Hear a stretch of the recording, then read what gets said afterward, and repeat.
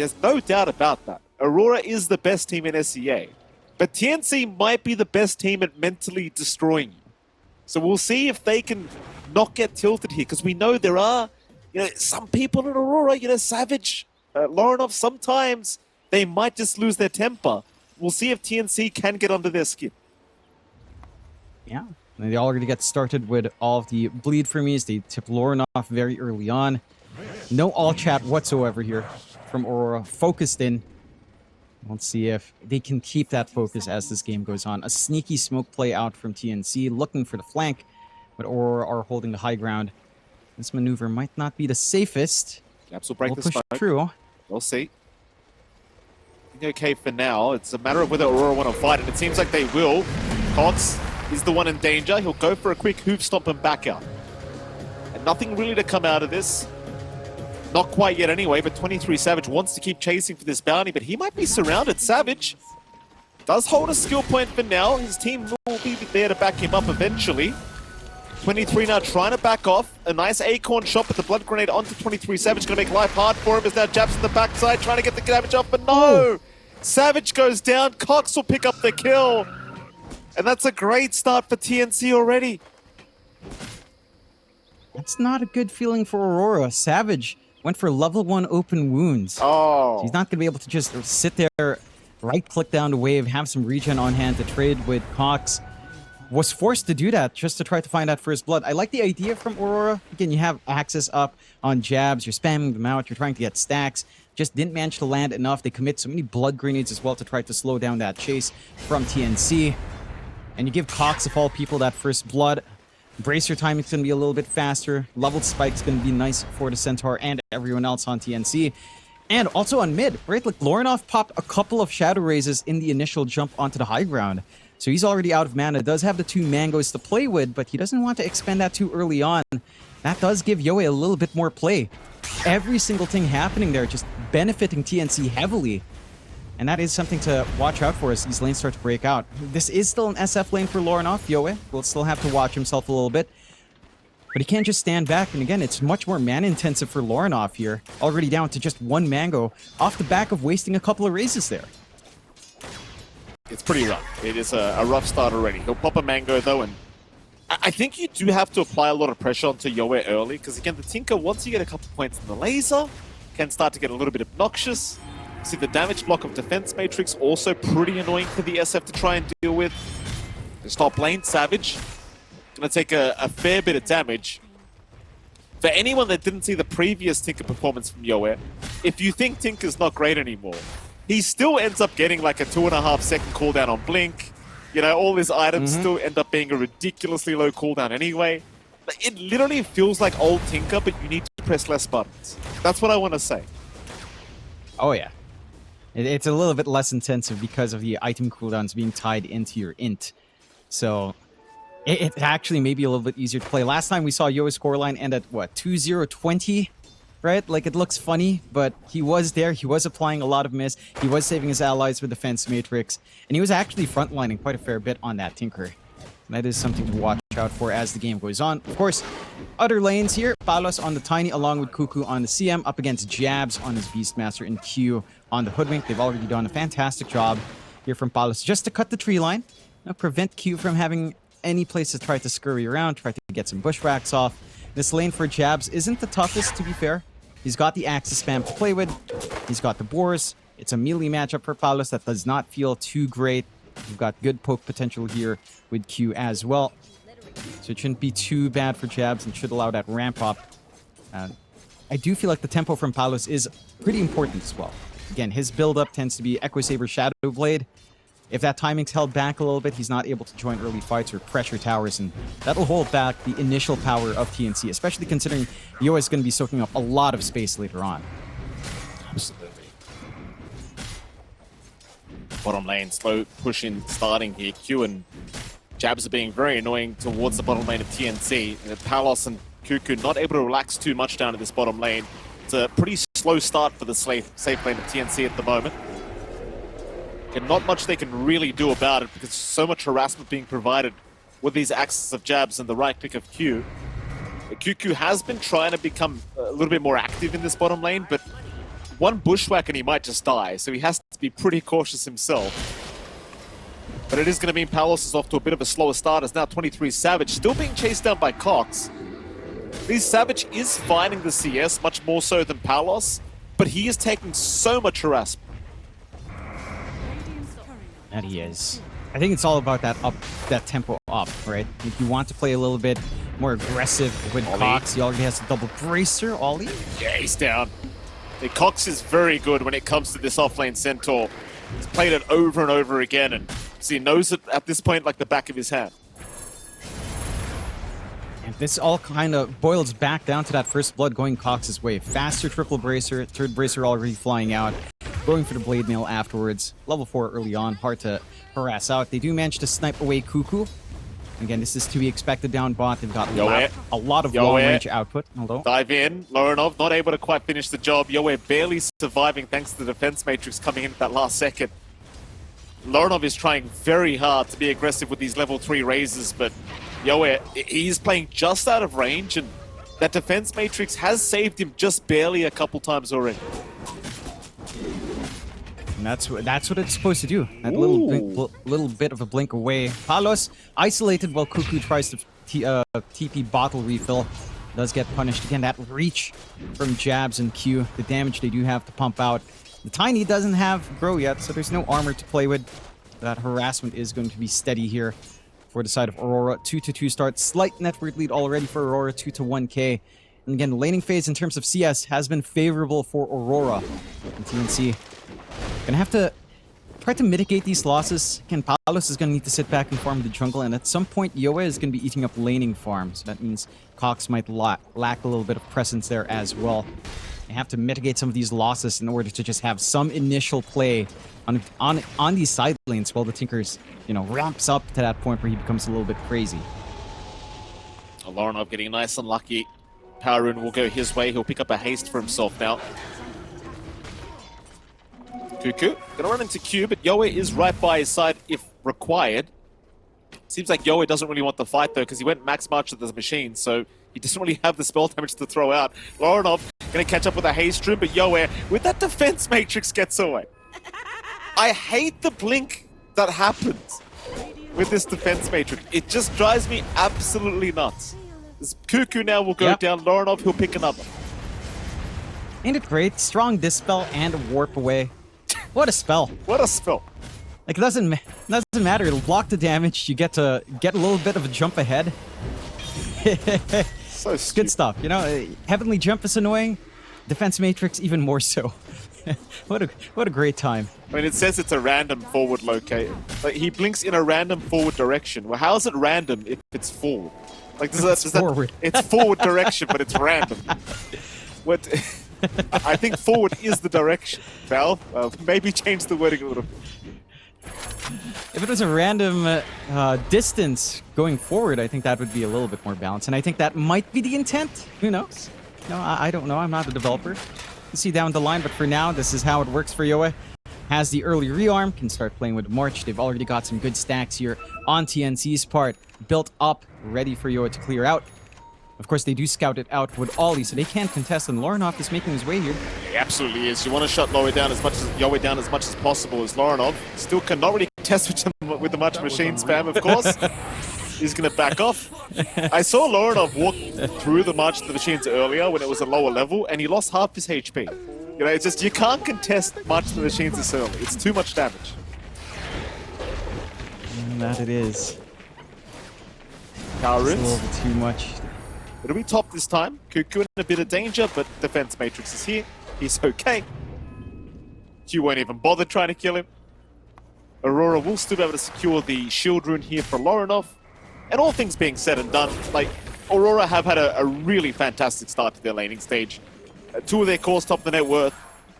The only core that is struggling right now is 23 Savage, but he'll be okay. Just sit in the jungle and catch up. And now it's up to Jabs and Lorenov to try and make that big space that Savage is looking for. And Jabs is going for the Ags rush that we have been seeing a lot once more from our Beastmasters coming in. So does want that forward presence. Wants to be able to sustain, get a lot of damage off with every roar, play around maybe with his beast mode facet as well, get some damage amp onto the team. The big timing for Aurora is really like Yashakaya Blink for Lorinoff. Right, again, you're playing with an ET with natural order. You throw the spirit on top of the target, Lorinoff will blow up. They're pretty much dead. Defense Matrix or not, that lack of natural magic res will just shred all of these heroes. So Aurora can play a little bit slower until that timing's up. There's no real rush. And they've got the early advantage lined up. The hurting point is Savage. Farming pace of a Lifestealer isn't that quick. And that is maybe the concern for the core down the line. As this is something Palos can overcome very quickly on the core Tiny. His farming pace, once he has Echo Saber plus his shard down the line, should skyrocket immensely. And that is, again, going to be a pretty hard time to deal with. The natural order armor reduction doesn't work on Tiny because Grow is all plus armor. So he's not under threat for the right clicks. Magical Burst can still be there, but next big timing for TNC after this initial farming phase is going to be mass BKBs. What I'd like to see from Aurora, actually, outside of this timing from Lorinoff and Jabs, is a couple of Yield Scepters on their supports. And that feels like the best way to handle this Tinker. Because you can dispel Defense Matrix. Yields him up right after he rearms Defense Matrix, and he's not going to be warping away anytime soon. Should simplify some of these fights for them into Yoa. There's that blink up now on Yoa, speaking of the devil. Aghanim Scepter is the build up next for him. Lorinoff is still taking it easy, going for the Yashakaya, of course. Wants that itemization up before he starts to move with his team. So important having that reduced cast animation. You are playing SF at the moment. So both sides more than happy to just play a slower match. 3k advantage is still standing for Aurora, so they are certainly getting the better end of this net worth trade. Of course, Jabs is farming like an absolute champion as well in his own triangle with all the stacks to be taken with these wild axes.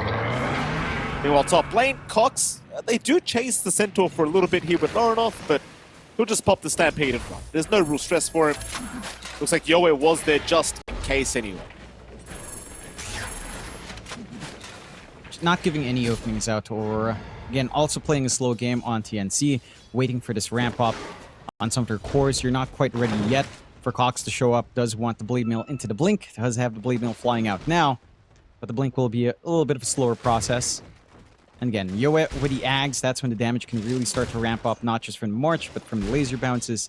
And that, it just takes some time in the jungle. So it is a low period for both sides, but it is getting a lot more hot for Aurora as time goes on. There's that Ags for Jabs. Drums of Slom in play now. Again, just the Yashakaya for Lorinoff into probably the quick blink. And you should start to see that combination with Ollie kick into gear. Just a matter of time. Again, efficiency for Aurora is way higher with how well they clear on an SF and a Beastmaster, and they are already on a steady hunt here. Yeah, I mean, Cuckoo's going to take the bounty for himself, but probably it's just set to fall as they do land the Sharpshooter. I mean, it's 4 heroes chasing Cuckoo in fairness, but he is indeed going to die. Lorinoff will be able to take that kill on the SF. I don't know if you really favor this Dire squad with this kind of slower pace. Because, again, Yoe wasn't having the best time with the Tinker. Neither was Palos and the Tiny. But now they've got a bit of time to catch up in the farm department. And they're still both ahead of Savage on top of that. So it concerns me just a little bit. Knowing that initial farm is slowly coming in as 23 Savage forced to TP away. Could be in danger, but no, he's fine. He'll barely make it out. But I just don't know if you really want to play this game, especially knowing that Tinker is still just catching up in farm. And again, there does come a point where he will just take over the whole map. And he does. I think it's not a matter of not playing this way, it's a matter of just waiting for this item spike, right? Like, if they keep playing this slow, once Yashakaya Blink is up on Lorinoff, that's where the concern should start to come in. I think if you don't manage to capitalize on this early spike on your SF, with the synergy you have with your ET, again, Astral Spirit forward into the burst, then you are asking for trouble, because this is still comfy enough pacing for TNC. Savage is still lagging behind, which is to be expected for a Lifestealer, but he's not going to match to the core farming that you can get on literally everyone else except maybe Cox down the line.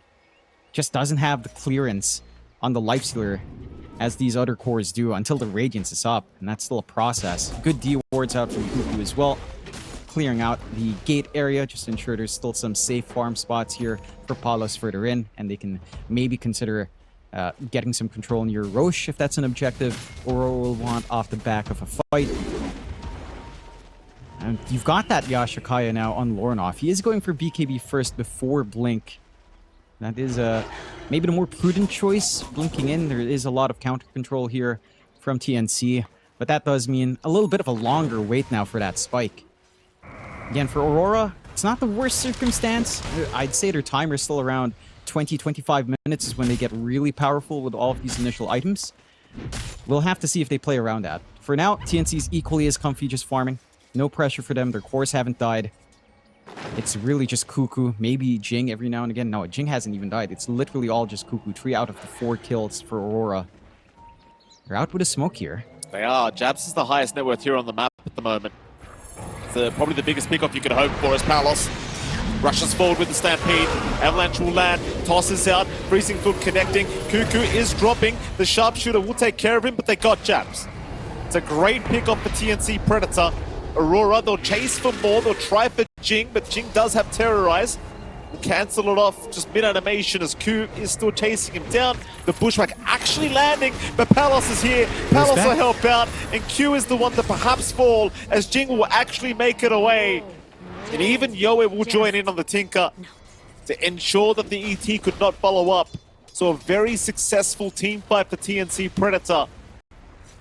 That just allows the net worth lead to go lower now. 2K the way of Aurora.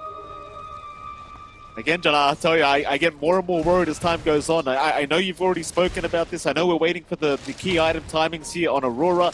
You know, Jabs and Lorenov both going towards BKBs and Blinks now. How much is it going to matter, though? I asked myself that question. They have to make it work. They can't allow these kinds of kills, though, coming out. That's a pretty massive mistake from Jabs, not expecting this move, as they've got the Blink and Cox. They missed the Brambles, though. So Lorenov not going to get stunned up first, or rather rooted up is Yoe. Be able to pick an Invis rune up, gets the hell out of it.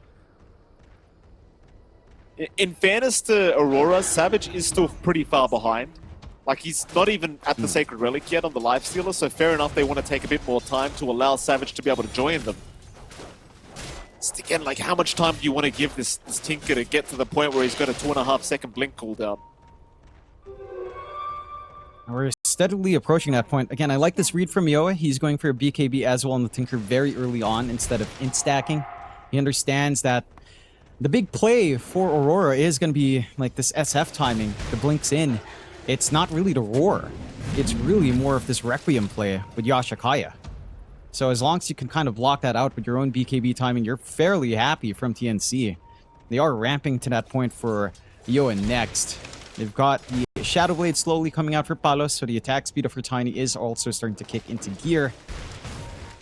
Again, you're fairly happy on TNC to play this way.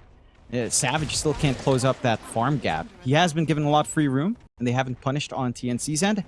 Yeah, no debuff immunity pierce here for TNC does make that a tough prospect. For Aurora, it's got to be within 3 minutes now. Like, BKB's not too far off for Lorenov, one part. Into the Blink.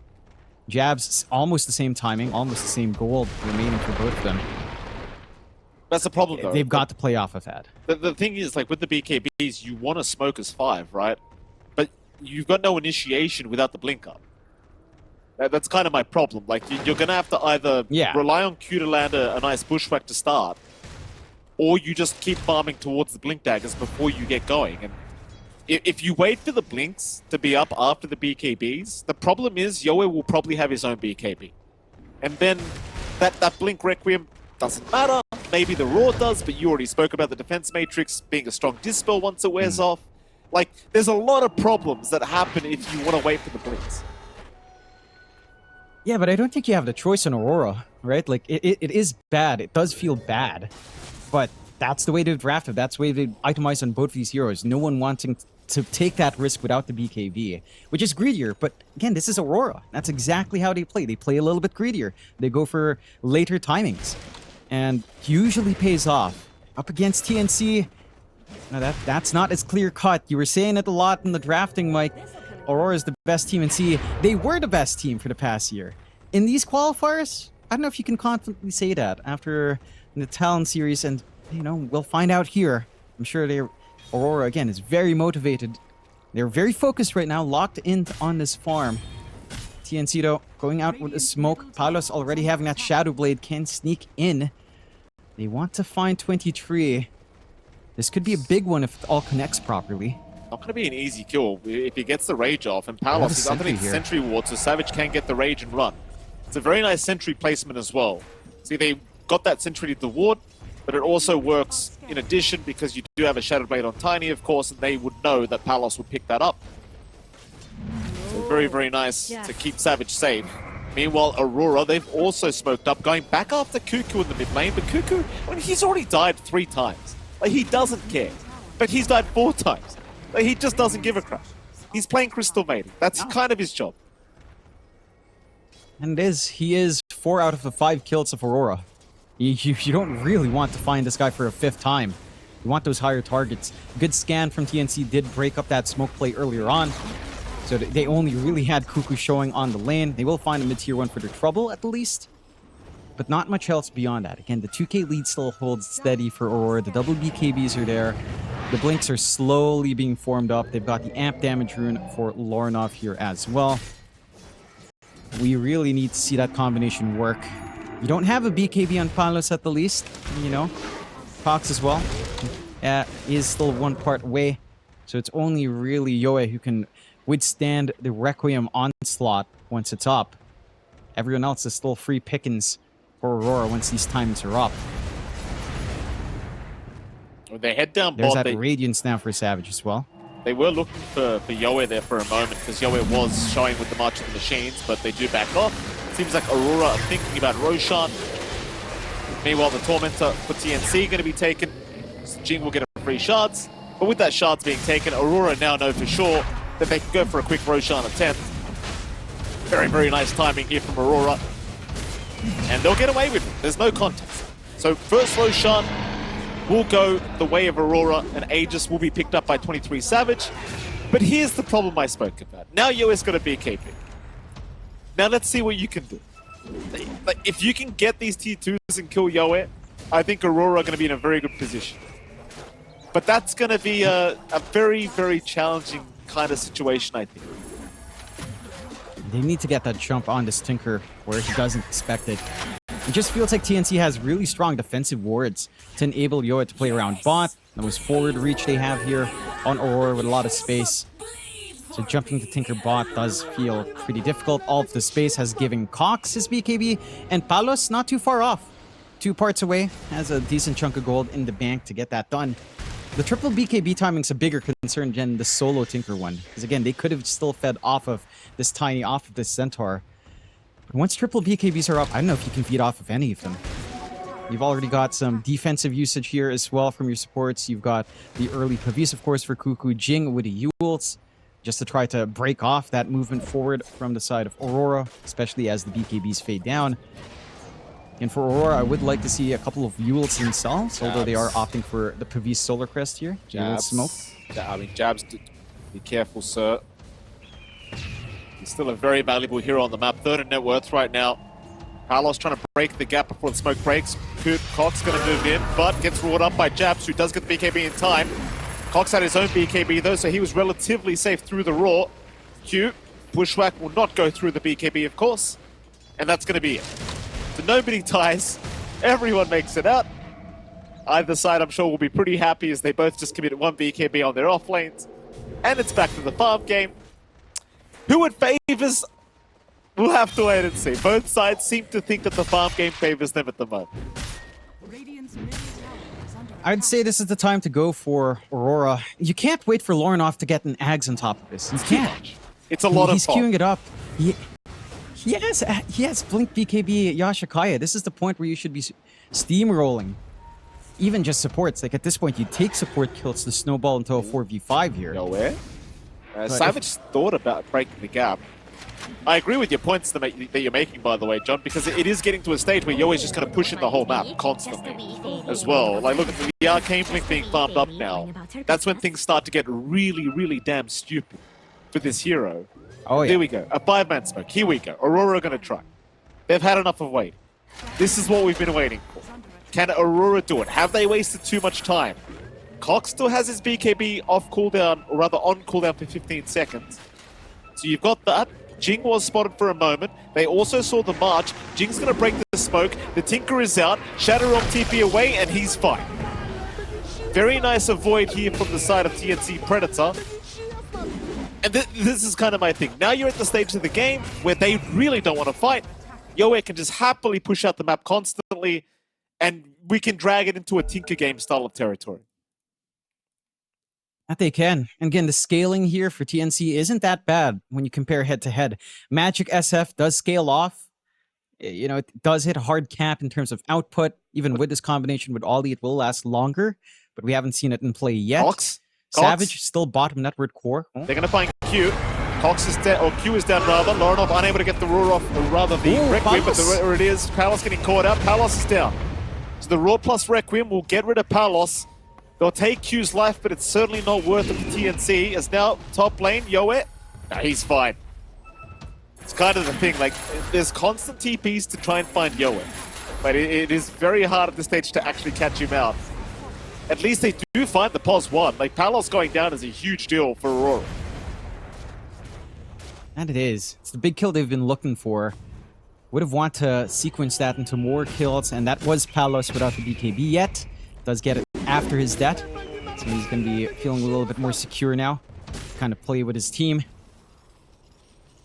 But Aurora need more of that.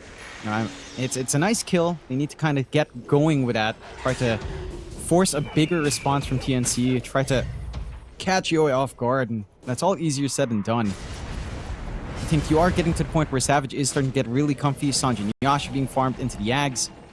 So he's going to have that stat res to not care too much about the soft hold you have on TNC. He can have some cheeky infest plays. I think that might be the way to go. Maybe you infest Yoe and try to have someone constantly on him.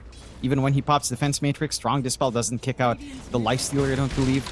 It's not undispellable. So with the Ags on Savage, that could be a play. It's a very risky play if you infest Yoe, but could be a play, I suppose. I think he's definitely going to have to infest Palos for the disarm. Yoe is there too. It's way too risky if he gets a blink out. We'll see what he does. I think the idea is to disarm Palos for the whole fight.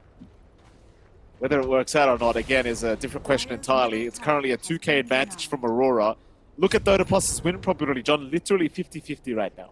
It is an extremely even game. Dota Plus has no idea who's winning. I'd say it's close. Both teams are meeting their item timings. You've got that Ags up and Lorinov, so surely now is the time to go. Ags Requiem up with Yashakaya BKB. They will smoke up. See if they find a big target. Do not want Kuku or Jing. They could end up with those two instead. They may. I mean, you definitely want Yoe. They might have to settle with Jing, though. Jing is the closest target, but he gets away with the Shadow Realm. We'll see Palos farming the mid-wave, and Palos going to be just fine to pop his Shadow Blade and run. Jabs, though, right by him. Smoke broken. They know they're on the high ground, and TNC retreat. Aurora, they are still looking to initiate. But I think Palos is probably the wrong target with that 9-second BKB. Unless you can get the roar off quickly, but the scan, they know Aurora's still on the high ground. They'll get the scan off. Yoe now frontlining for his side. Jumping forward, Ollie will see him. Jab's thinking about going for the roar, jumps the wrong way though. Pops the BKB, he'll get the Yule Scepter off. They've got the Tinker held down, but Yoe, he gets the BKB in time. Can they blow him up? They'll try, but Yoe is fine. Yoe is perfectly fine. They'll jump on Savage instead. Savage! What? Savage is down. You can't jump the Tinker first. It can't happen. Learn him. He'll pop the Requiem, though, at least find the Centaur. But it's a 2-for-1 trade in the favor of TNC Predator. And this is what we've been saying for 30 minutes now, John. BKB up for Yoe, you can't jump him. You can't start with Yules either. He'll get BKB every time. It's so awkward. You need to take off the Defense Matrix. So you have to kind of Yule some up in the air. You can't start with Roar because once you damage through Defense Matrix, he'll warp away, get a strong Dispel. And it's a good idea with the Yules, but still gets a BKB Defense Matrix, warps away, he's perfectly fine. Savage is overextended at that point. Lornoff couldn't look for the Requiem at this point, saves it later with the BKBs flying on. It's just awkward. You have to start these fights in a stronger way. It feels like, again, maybe find that Centaur or the Tiny first. It can't be this Tinker. You have to save him for last.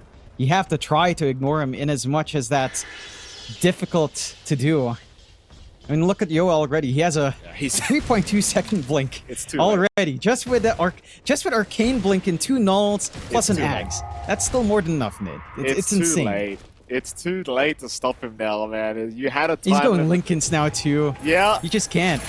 You can't kill him. Like, with the Lincolns up, how are you going to kill him? It goes for the casual phylactery to have a ridiculous amount of laser damage. So 450 on the laser damage now, why the hell not? And it's just, now you're at the stage where Yoa will just farm the whole map. Like, the map belongs to him.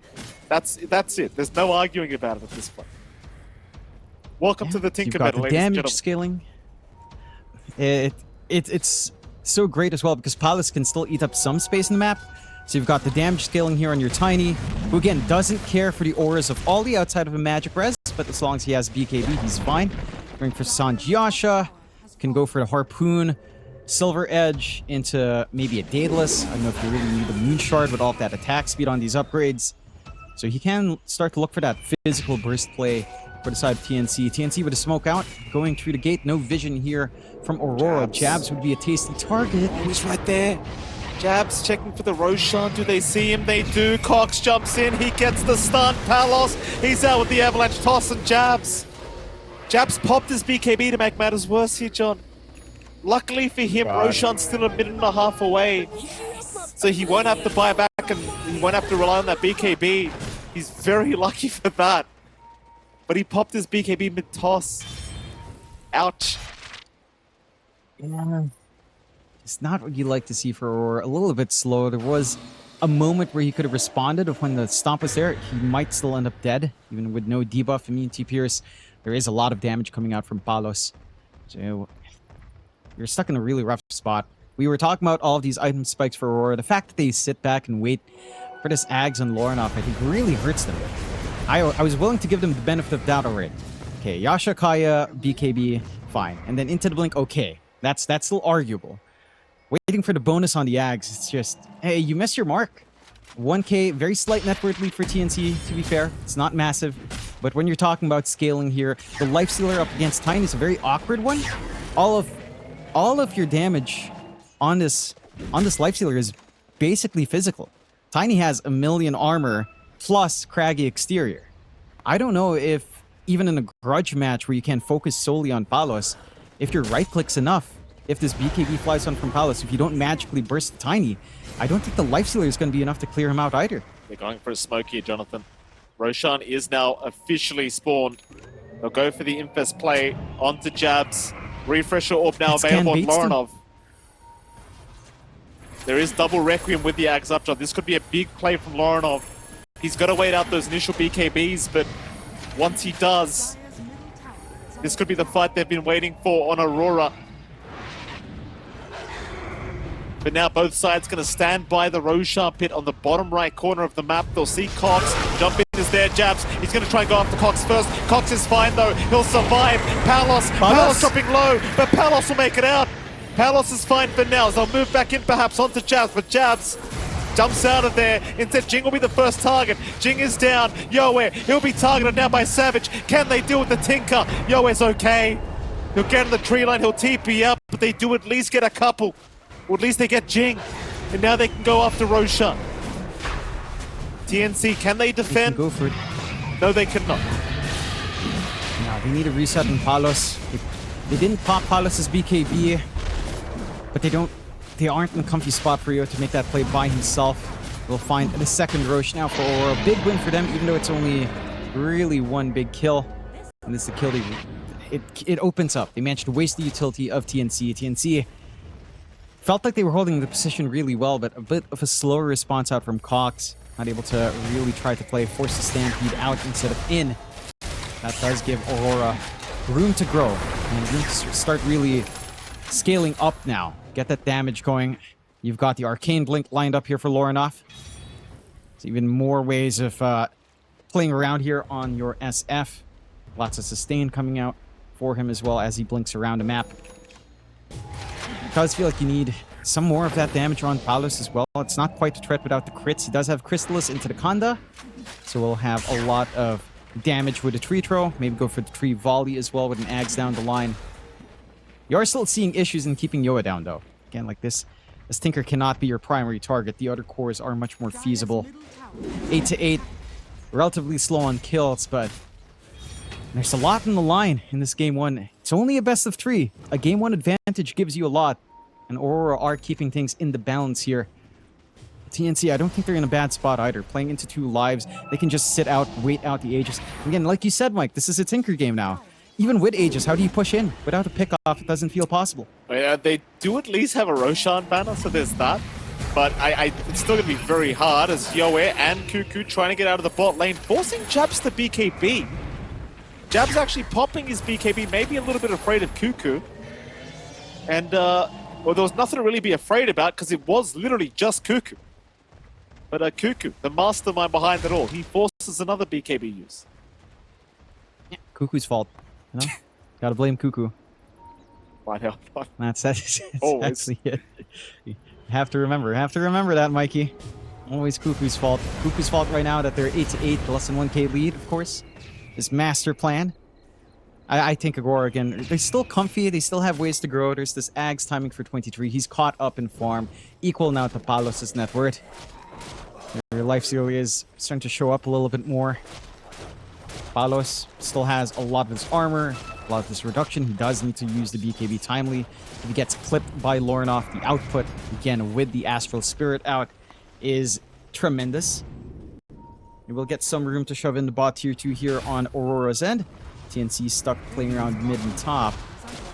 Might not be around, might not be able to stop this. Fortify is still up. They're pressuring onto the high ground. They do have that counter action going for themselves. Cox is pushing. Yoe is going to TP in. March in the machine stand will start. Savage will ignore it completely and he'll just go right after the tier 2 tower. Nice little objective taken here for Aurora. But like you said, the top tier 3 tower has been forced in. There's a double siege creep wave on it as well. So it took a decent chunk of damage onto that tier 3 tower. It's actually not too bad. And Cox is still sticking around. He's going to continue applying pressure up at that top lane, forcing now Q to TP back up to defend. And Savage will be forced to defend the mid tier 2 tower. This is the kind of the thing, like you get the bottom tier 2, sure. But it's still a game where you're going to be running across the map trying to just keep these lanes in check. At the very least, it is allowing Aurora to buy a hell of a lot of items, and now you've even got Jabs with the refresher orb up. But it's just a matter of when does it stop? Like, how many items do you need to actually catch these heroes? I don't know anymore, Mikey. You know, at this rate, we might be in for a good 90-minute game. And it's been a while. I didn't cover China. It's been like a week. You know. Yeah. It's been like a month, I guess. Do we have any long ones? Every time you and I cast, guaranteed, every tournament, there's going to be like a 1.5 hour, 2 hour game. Every time. Feels like it at this point after that TI. We've just been blessed to have great slugfests. We will get the smoke out from both sides. Aurora trying to regain control up top. Do have a forward ward set. TNC would be at risk playing into that cliff vision. See if this leads into anything for TNC. They do have that full Conda up for Palos. There is some good damage here. Oh, we got the aesthetics cap on the Tinker as well, so now it's even harder to catch it. 40% status resist and slow resist. Oh, great. Like, this is the thing, like, he's just got so much status resist on this Tinker. Like, what are you meant to do to catch it? Yeah. 10-second cooldown, of course. Yeah. It's a 5-second duration, so 50% uptime. Very good. Makes sense. Aegis does expire, so they have sat that one out nicely on TNC, and the smoke's still going for Aurora here. I mean, it's going, but they're going nowhere right now. John, they've got to defend that top lane, I think. It's Cox. I mean, he almost gets caught out. So does Jing, but not really. They just TP away. Everybody gets an aesthetic cap, apparently. QQ picks one up. Cox picks one up. Everyone's got a cap. It's very sunny outside right now for TNC Predators. The aesthetics cap is normally 25 seconds. Again, for low Yo, it's 10. This is so dumb. This is probably the most broken item you can get on Tinker. Oh my god. Can you imagine if tier 5's Mirror Shield? Can you imagine Mirror Shield? If he had an Octarine as well? It's half the uptime, and you've got Defense Matrix, which is like 100% uptime because, you know, rearm is there. Yeah. It's like, you actually just can't ever get stunned for a full duration. It's just impossible. Holy crap. Like, we stunned him for 2 seconds. What is 0.2 this? seconds, guys. We got him for 0.2. Can we kill him in that time? We've got the workhorse up on Cox. So you can... This is saving Private Palos now, as we've known. We have seen this come into play in some qualifiers, yes. Just prevent Palos, you know, for Blacklist, it was preventing Natsumi. We were seeing Gabby put a lot of work bailing out his carry. We've got tools. They see Savage here, John. Do they want to dive at tier 2?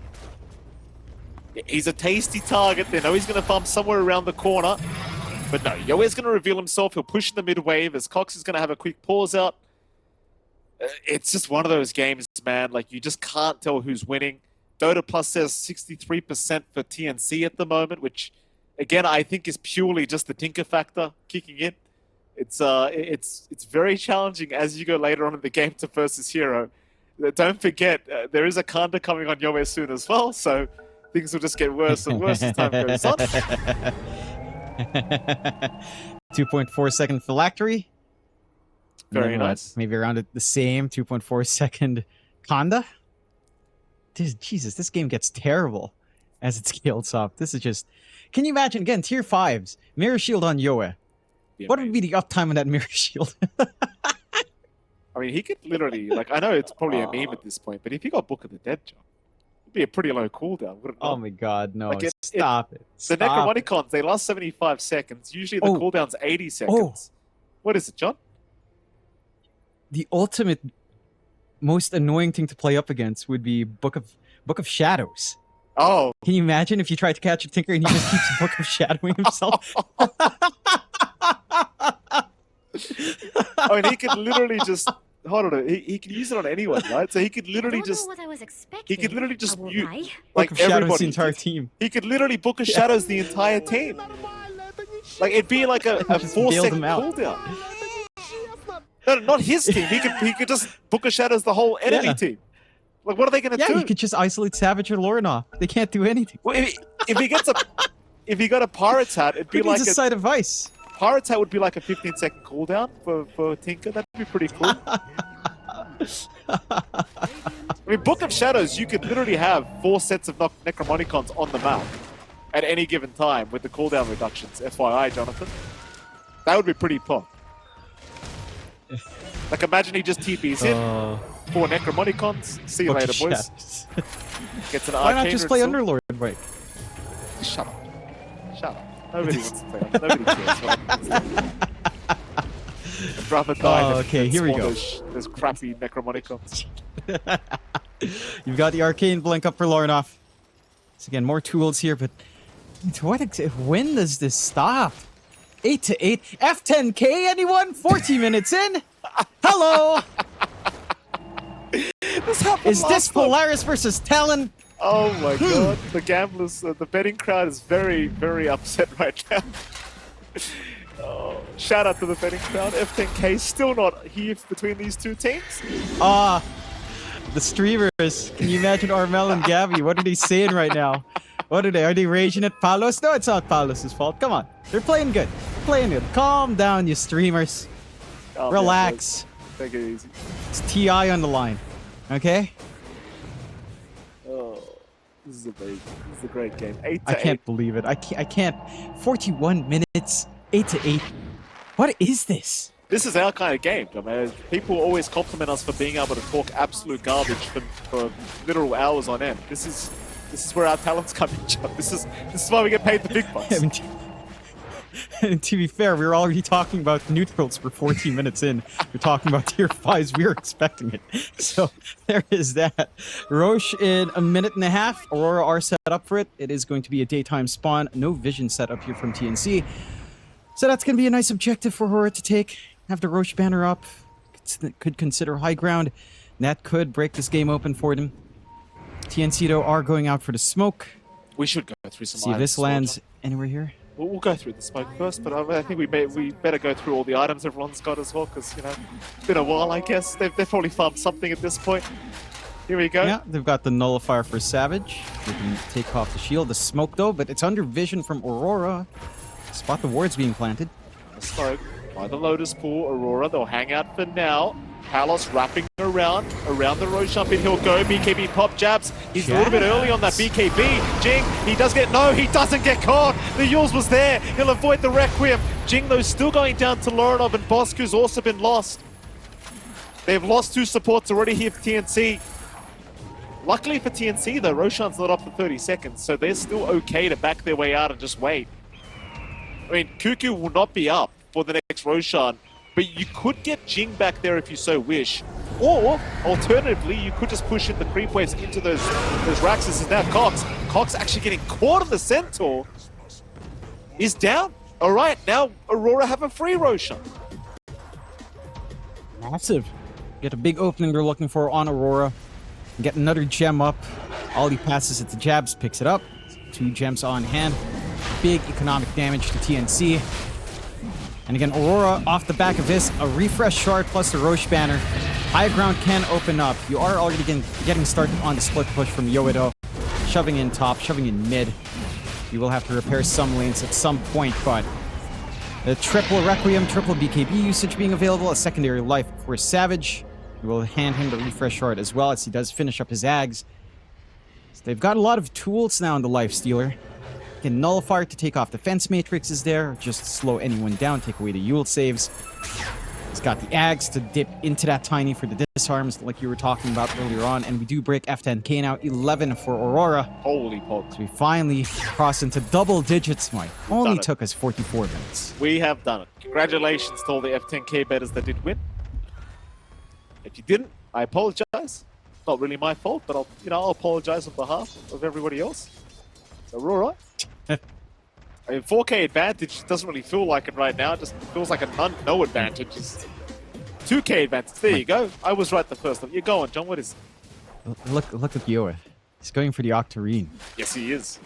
Yes, he is. Disgusting. Yeah, Absolutely horrendous. Jinx coming over to try and help with the Tormentor, and Yoa's like, why are you coming here, bro? What are you doing? Yoa, finding out he can't do it either. His Lincoln's is 5.6 seconds without the Octarine. What? 5.6 seconds. It's 5.6 seconds. That's why I said, like, people said, oh, this hero's not broken. I'm like, what are you talking about? What do you mean? Like, you can't kill him anymore. 5.6 second Lincolns. How great is that? With a 10-second aesthetics cap. It's amazing. And an infinite defense matrix. Because why not? It's amazing. It's beautiful.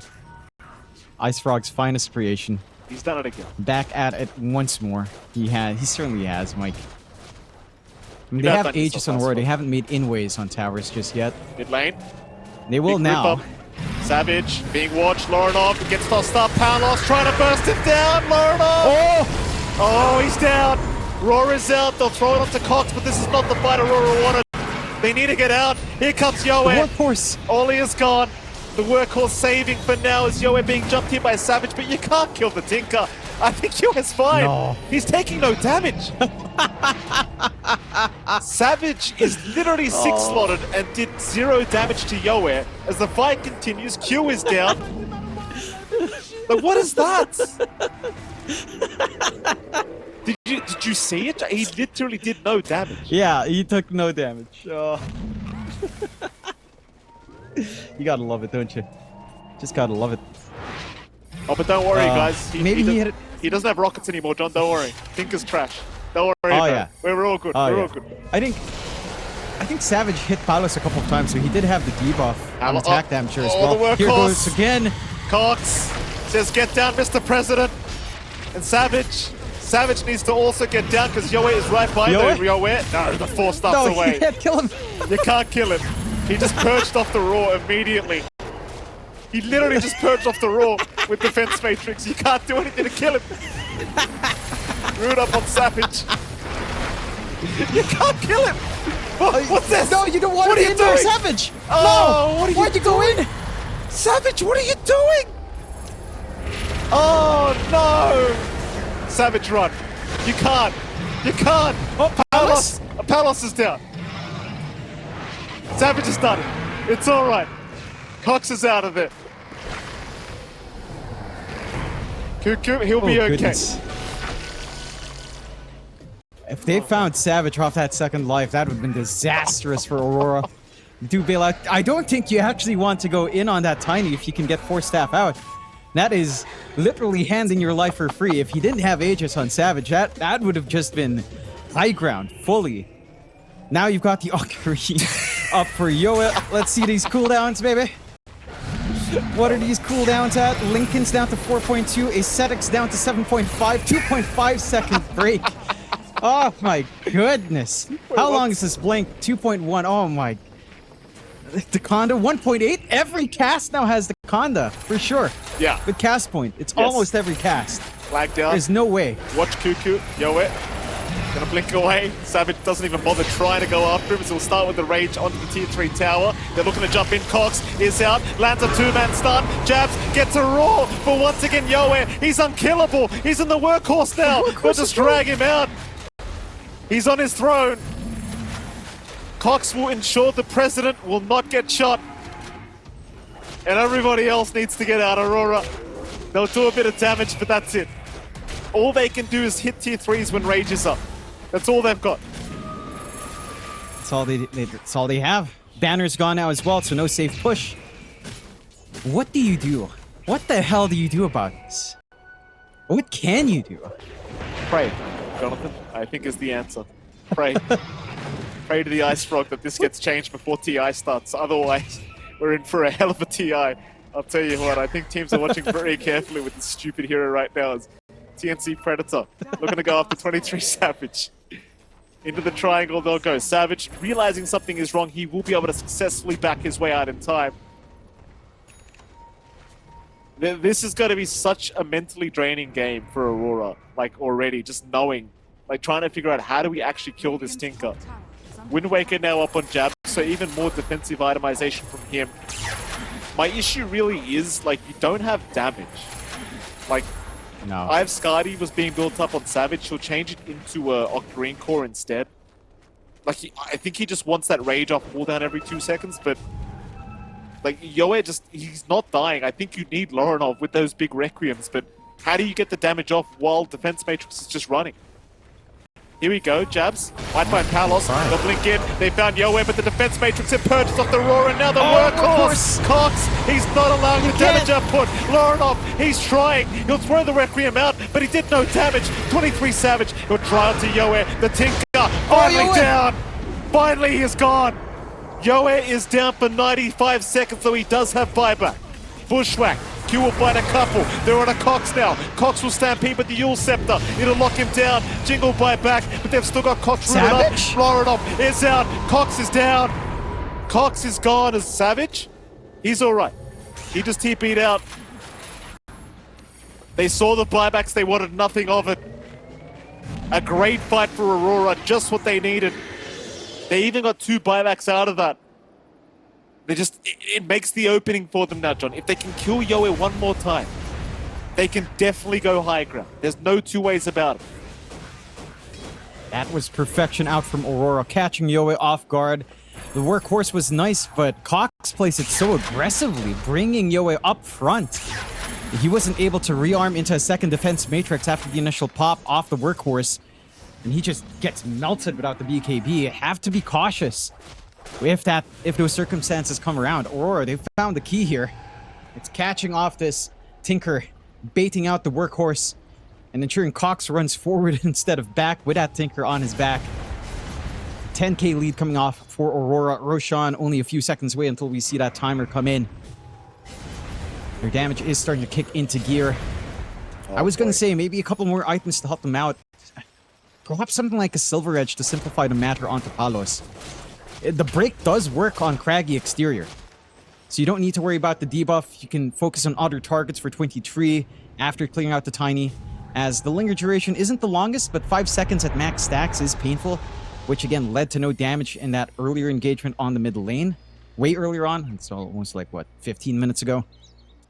Still, if they can execute this way once more, if they can catch Yoa off guard, if they can kind of take away the saving factor from TNC, question. they've got tools. I know. I realize we're at the stage now where Aurora have figured out what to do. But Yes. how much do things change if we get to the 60-minute mark? Like, because if he gets the right choices on Yoa, like how hard does it become for Aurora? I would say, depending on what Yoa gets, nearly impossible. The Mirror Shield, again, on top of Lincoln's, I don't know if that same sequence of events happens with the Lincoln's plus Mirror Shield.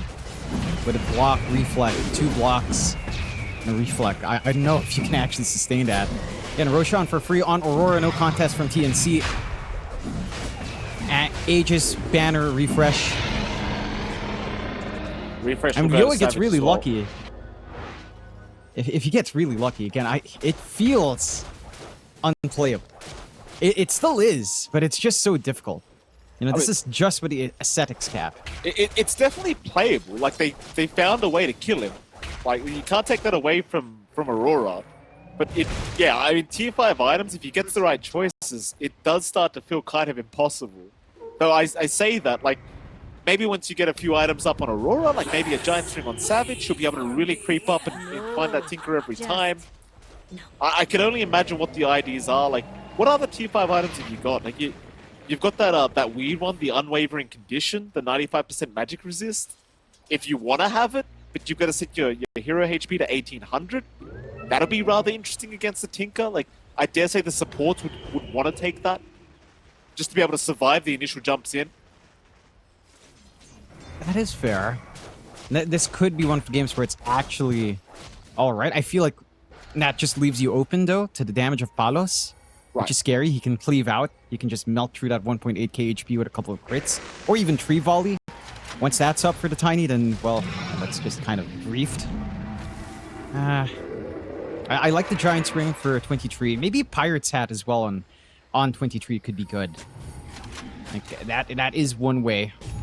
Having a Arcanist armor on Jabs could be one way to mitigate some of this damage output as well.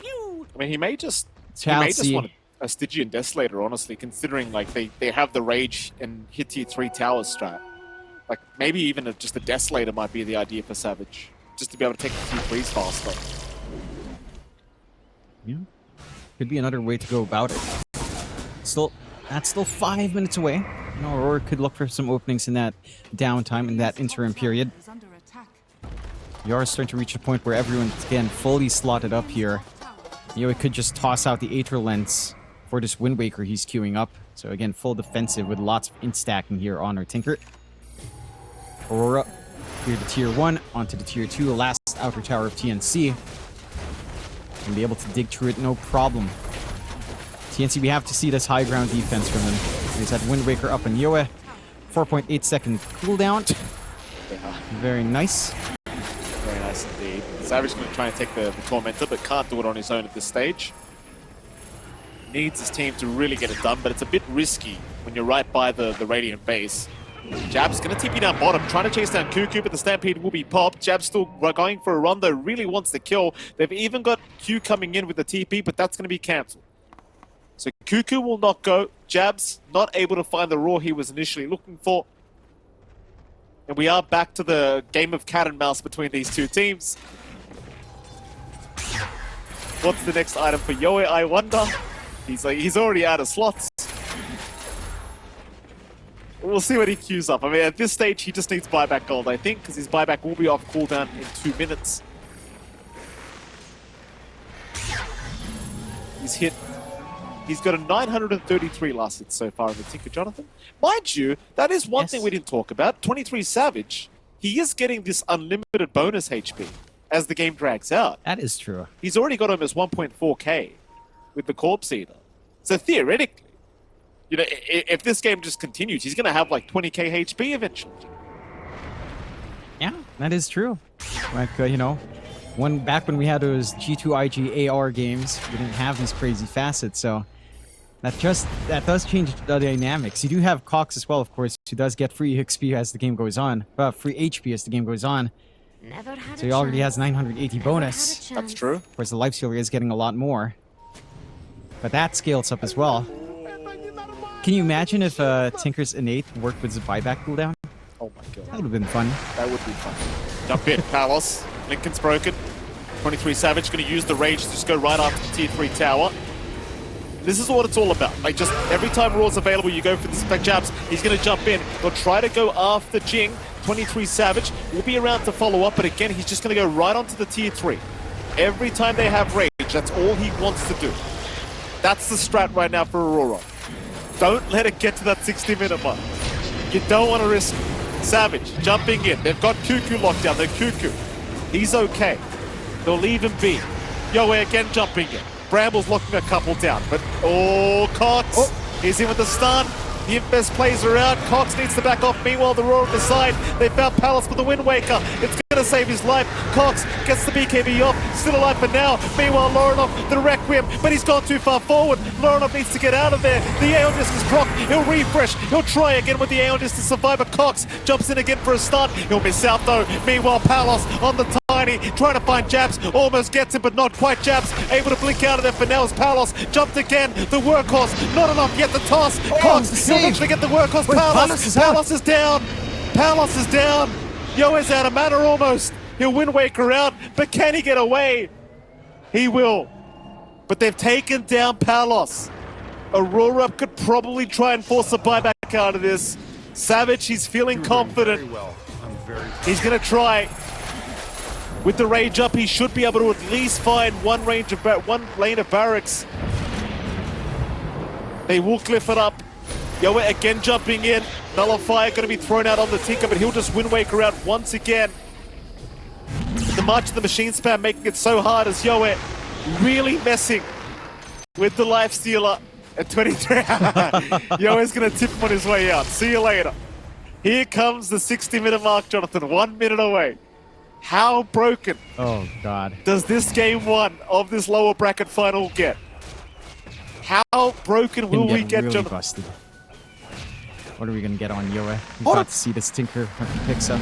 Here Cox, 23 Savage, going again, trying to find that first lane of barracks. Lorinov jumping in, found Cuckoo with the Requiem, but it's not enough. The Aeon Disc, it's going to save the SFs. Now Cox jumps in. Lorinov, he'll get the BKB in time. Meanwhile, Savage, he's onto the melee barracks once again as Cuckoo's still being hunted by Jabs. though Jabs can't quite finish the job. Needs the Wind Waker out, but they got both supports now. They're onto another. Cox in trouble. Cox is down.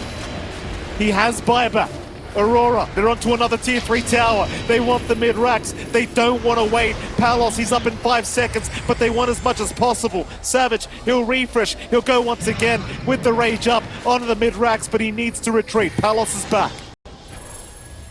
Yoe baiting him forward. Nullifier out, but Yoe, he can just Wind Waker out of there, no problem. Onto the Lifestealer again, but Savage, he's popped the rage. He's okay. And Aurora, they will retreat. We are officially at 60 minutes. Terrorize. He's out. Lorinov, he's alright. Jabs though, dropping low, but Lorinov, he's going to refresh. He has the Requiem. He'll pop it again. Yoe in a bit of danger with the Wind Waker. It's going to save. Can he find a way out? He'll blink towards the east with a sharpshooter. It's going to land, but no, they can't kill him. Yoe's fine. Aurora need to get out. The chase is on. The Bramble Maze. It'll land on Jabs. He'll Wind Waker out again on the Beastmaster, but Yoe will chase him down. He wants that kill real down bad, and Jabs is gone. He's got buyback. Tier 5 items, boys. It's time to farm. Oh, what a whirlwind set of events. Aurora in the driver's seat now for sure. 21k lead, 12-19. You have to remember, in ultra late game scenarios, this is something Aurora is very comfy with as well, even though they're playing into the Tinker, even though this is causing a couple of headaches here and there. Oh yeah, getting some of those initial neutrals out. You have the Stygian, as you were saying, for Savage, Mirror Shield to protect here for Lorinov. What are we looking for on the side of TNC? For some reason, Jing is hugging one. Yoe just broke the record, by the way, for last hits, hitting over 1,000 on the Tinker for this tournament. So shout out to, and he gets a Sea Stone as well. Okay, he wants the ridiculous cast range. And does the cooldown go down? Oh, it does. He can reveal an area of the map every 18 seconds instead of every 60 seconds. Oh no! Yep. So he's got map hacks now. This Tinker every 18 seconds. Yep. Pretty much, they can keep scouting out. For Roche, keep scouting out for smokes. Giant's Ring for Cox works very nicely for the Centaur here as well. You know, it's Cox. You know, he's got to have the Giant's Ring. He's got to have the Giant's Ring. It is what it is. We know he's how got to have it every single time. Smoke out. Ollie does pick up. They're still playing into a 17k deficit. We've got Book of the Dead on Ollie. Oh, Savage! Oh, Savage! Ooh. It's okay, quick rage out. He's alright. My goodness, where's the other T5 items? What do we got? Book of the Dead on Ollie, Stygian Desolator on Savage, Force Boots on Jabs, Mirror Shield onto Q. I believe Laranov also picked up a Mirror Shield for himself. Meanwhile, Roshan going on. The only T5 item we're missing right now is for Cuckoo, by the way. Everybody else on TNC do have one, but the CM is Roshan. Will go the way of TNC for the first time this game. Palos gonna pop. They left the refresh? Refresh, boys. They left the refresh. Uh-oh. They left the refresh. They did leave the refresh, but they've done Cuckoo. They've also left him behind. Cuckoo. He will die. Ollie's gonna check. That's pretty big to leave. Ollie's gonna find the refresh. He knew. He knew something was left behind. That's a big one. That's... The reason why Aurora were winning those fights earlier was the double refresh for Laranov, getting all of those Requiems off while the BKBs fade away, getting multiple BKB uses in the middle of these fights, throwing Yoe off. Just getting the refresh out, it's a big win for Aurora. I mean, 2 lives on Cox of all people. I don't know if that's a big factor in comparison to having that secondary life on Palos. It's not the comfiest spot for TNC, even though they take the rush. Side of Vice now up for Jabs. There's your hard control.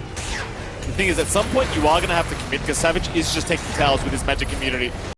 Just going right after it as Yoe is going to Wind Waker, blink away, still fine. Now Palos, Avalanche tosses out. He caught 3 targets, and now the Terrorize catching Ollie. The Ollie not down yet, but Yoe blinking right forward. Can he get away? Yoe in trouble. The Tinker almost down. They've got him. Oh, Yoe! Yoe is gone.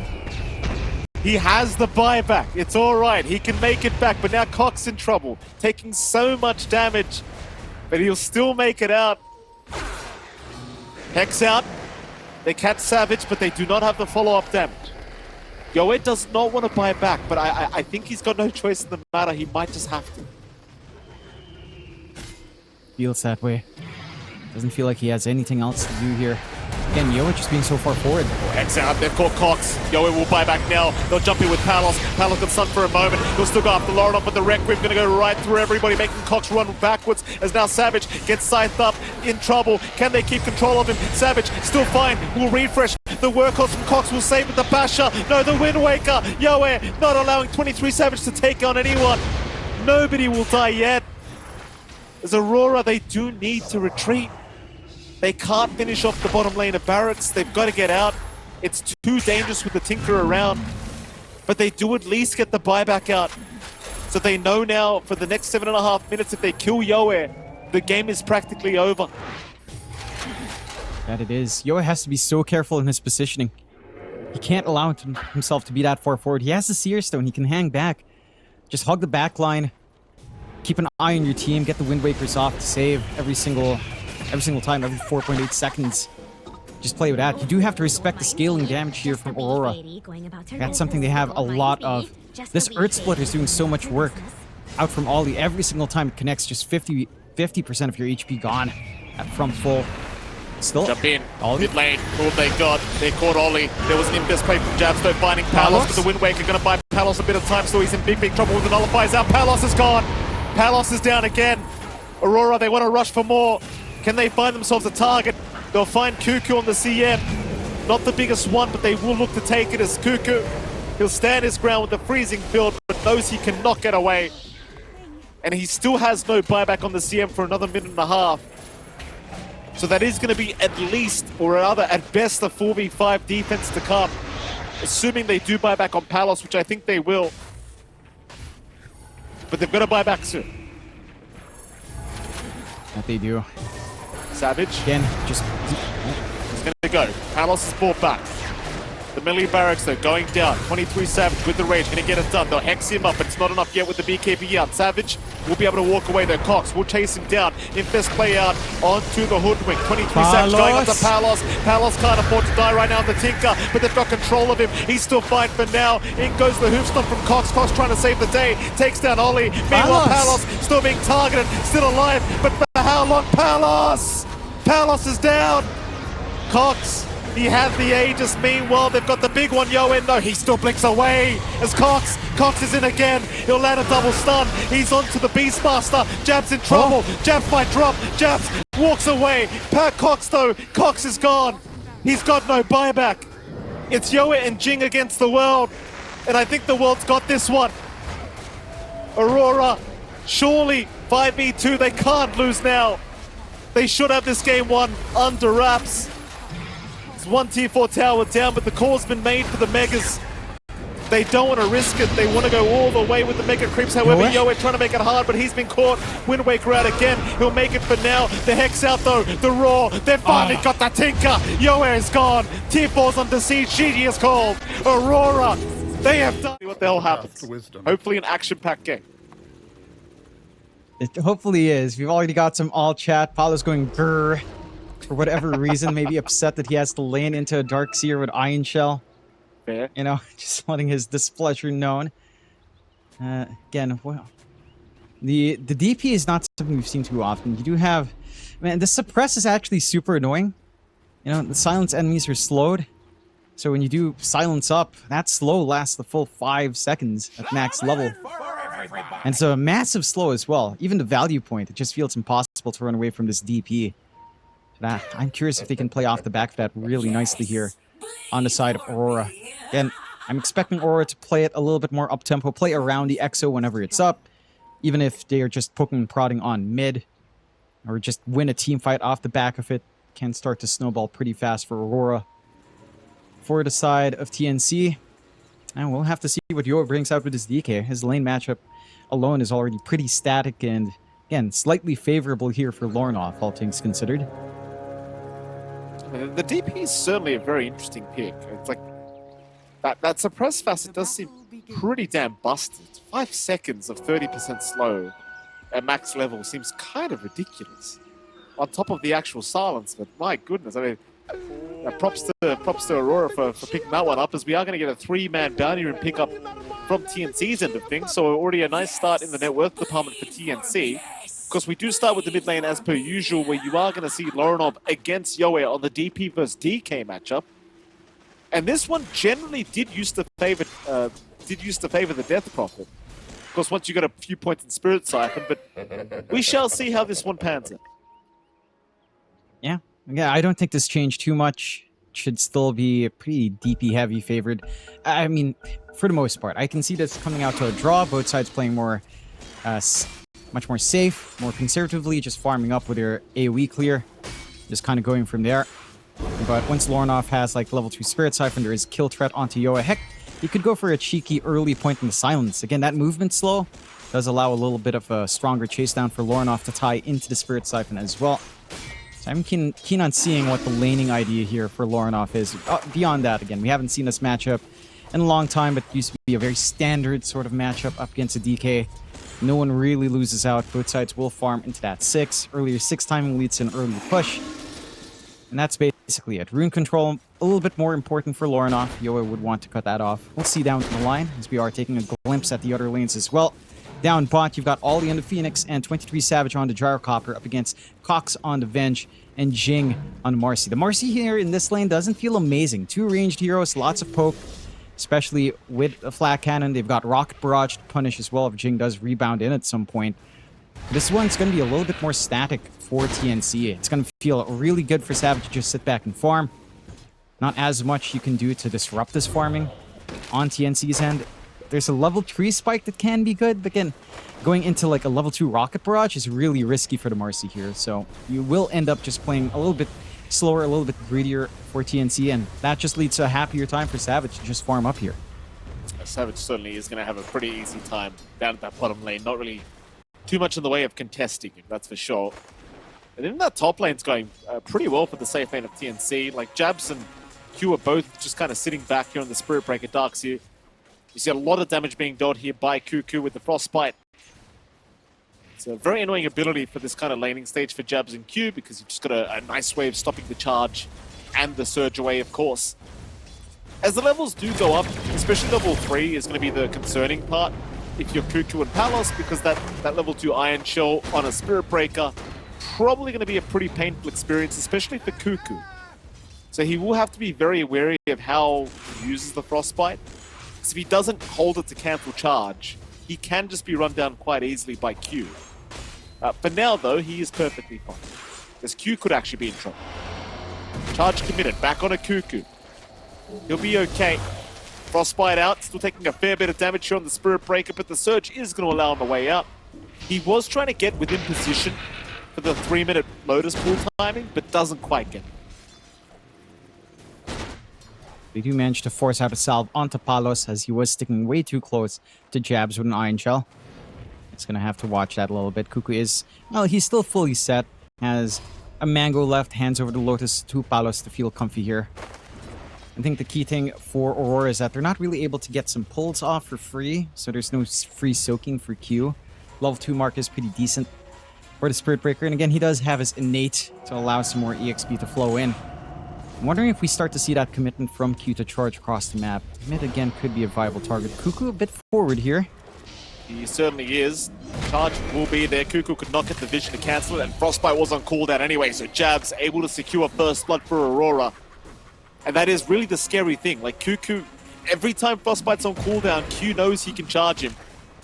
And it's going to be very hard to get away every single time. Q will go for the reset back towards the fountain. That's the Spirit Breaker. You've always got to charge back towards the lane, so you're more than happy. Middle lane, a bit of action breaking out. Yoa and Lorinov going at it, but they can't really kill each other. Like, Lorinov takes damage, just Spirit Siphons his way back to full HP. On the bright side for TNC, Yoa is pretty far ahead in terms of the CS department on that Dragon Knight, but of course, he's not really applying that much pressure to Lorinov right now. No, certainly not. It is still a sizable lead for the DK. I think that just kind of comes down to Breed Fire, with the damage reduction does make it tougher for Lorinov. And Yoa, again, still has some right-click harass when he goes forward with Worm's Rat. Does make it a little bit uncomfy to just stand there and try to fully apply the Spirit Siphon on Lorinov. So it is coming out to be a little bit more of a DK lane overall.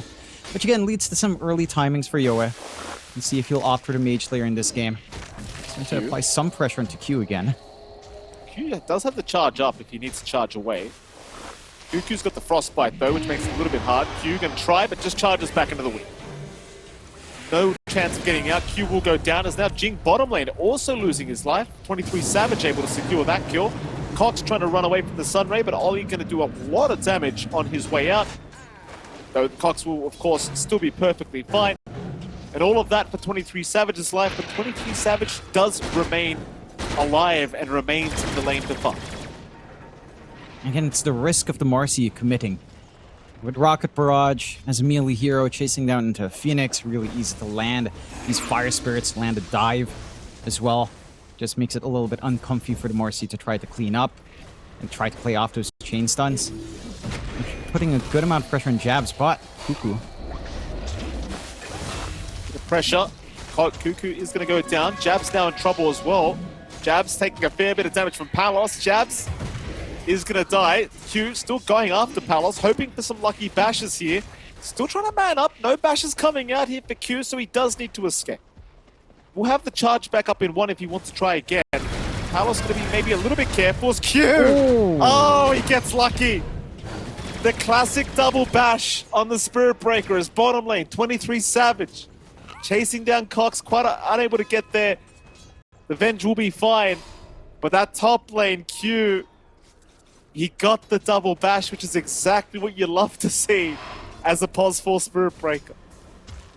When he was right-clicking for a while with no bashes, Paolo should have expected something to come out at some point. Eventually, a bash comes through and comes out at the right time there. You managed to get the big kill they're looking for. A strong start for Aurora outside of that mid, but even the mid lane, Lorinov is starting to just play his farm game and stay up there in net worth. And the side of TNC, not in a bad position, Aurora very slightly ahead. You do have Palos and Yoa still working net worth very early on in their advantage. Jabs and Cox having a bit of a slower start, but Jabs can catch up super fast with the Iron Shell. It's not really concerning for the Darkseer. I'd say it's a little bit more concerning for the Venge, how slow this bot lane has been going. Like, it's going to be stalled out timings. If you're trying to rush the Ags, you want that as quick as possible. There's options for like Dragon Lance, maybe an Echo Saber as well for your, some slow utility on the jump in, depending. A little bit of a movement out from Aurora and look to punish down bot here. Charge will be out. Jing was going for a D-Ward, does get away with it, but it may cost his own life as he will rebound away. Cox will cancel the charge from Q.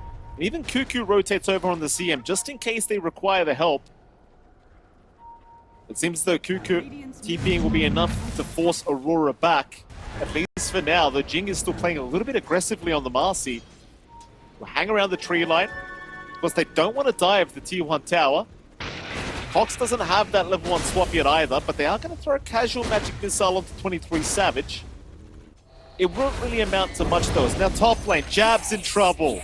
Yoe takes him out on the Dragon Knight, tip out immediately from the DK. Meanwhile, bottom, Cuckoo's been caught on the CM, so they'll take Cuckoo's life away. Jing, he'll come in for a quick D-Ward, but a 1-for-1 trade across the map, certainly in the favor of TNC as they do kill the Darks. Nobody wins. It's a big kill for Yoa to find, accelerate that blink timing here on the DK. Love this read on Yoa, understands that they're going to need some jump in. Mage Slayer not going to be too necessary, although there is some good magic damage sources here. But they need some play. Still, charges out. Gonna try. No Nether Strike available, so he's still going for a quick TP play out. The vacuum is out from Jabs. Yoa still trying to survive, but there's your bash. Q will hold him down, and Jabs immediately with the voice lines. Quick revenge onto Yoa. It's a nice big one. Gets the Exo usage from Lorinov. Some chip damage onto Tier 1 mid as well is available for Aurora. Though not too much time left. For at least get some action out on the map. Put the spell on cooldown. Looking for more. Q. The Bulldoze, obviously the Frostbite not going to last too long here for Cuckoo, but the charge will never come. It was on cooldown anyway, actually. That was unreal. So Aurora, they got a fair bit of damage onto that Tier 1 tower. Not enough to finish it with the Exorcism, but it doesn't matter. They'll happily back out. The only unfortunate part about popping Exo like that is you are going to miss the 10-minute siege creep timing that you could have abused the Exorcism with. But I don't think Lorinov really cares. He seems to be a much more farm-oriented style of player. So I'm sure he'll be more than happy to just sit back and just hit creeps for a while. Yeah, you don't normally care too much. I think a lot of DPs are happy to either take a tower or take a fight, not necessarily looking for both in one use down bot. Find Cox again, 23 Savage. Able to take down the Vengeful Spirit. Now a 1k advantage for Aurora. Mid lane is being forced in, but the charge is there. The egg is down, the wall has been dropped. They've got the Dragon Knight slowed up real badly as Yoe. He's going to try and get the stun off onto the Spirit Breaker, cancelling the charge. They will still chase Yoe down, but he will barely survive. And that was a lot of discipline from Yoe. He really held out to the last minute for that Dragon Tail, just waiting for the Spirit Breaker charge to come in. The problem is, though, he will still lose that mid-tier 1 tower.